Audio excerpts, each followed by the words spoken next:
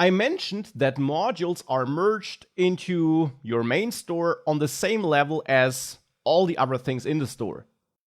You can change this behavior, and there is one place where it actually already did change. Let's say inside of a mutation, inside of the increase mutation, let's say, we console log our state. So that's inside of the counter module now, inside of the increase mutation.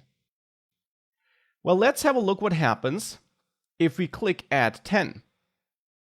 This is the log here for our state. And if we have a look at this, we see something interesting. Do you notice it?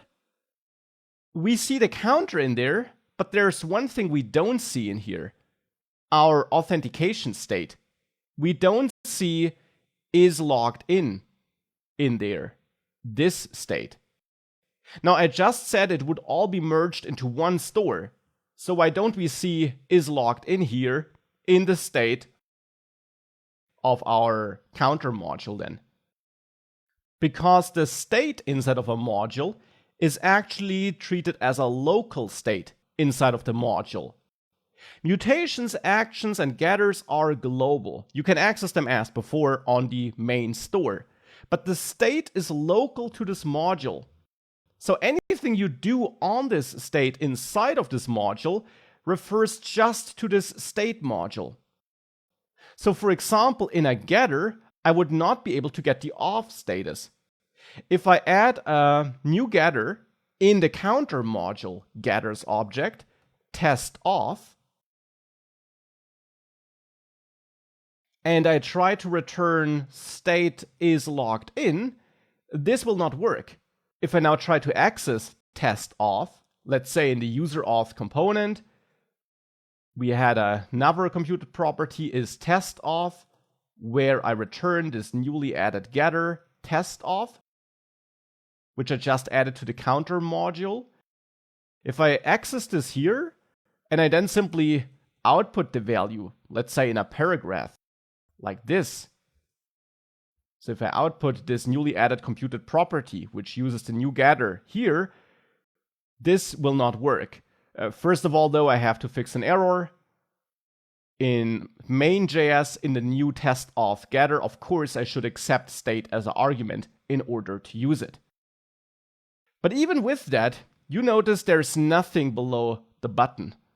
And if we change it, there's still nothing, because it doesn't find is logged in the getter here, in the state of this getter, because this getter is in the counter module, and as I mentioned, the state is local. So here we only have access to the state that belongs to this module. So that's important to keep in mind. And it's similar for actions and mutations. There, in context, for example, where you learned earlier that you also have access to the state, in case you needed it, you also only have access to the state of this module. Now, in case you need to work around that, there are ways though. For example, in getters, inside of a module, you now don't just get state and getters as before, but you can now also get access to a root state and root getters. And you might remember that we saw similar properties on this context object earlier in the module.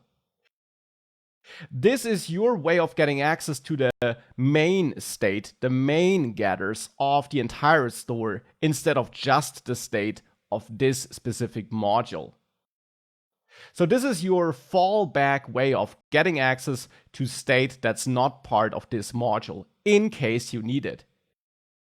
Typically though, of course, inside of a module, you tend to just work with the state that belongs to the module. So you probably don't need this too often, but there can definitely be situations where you do need it.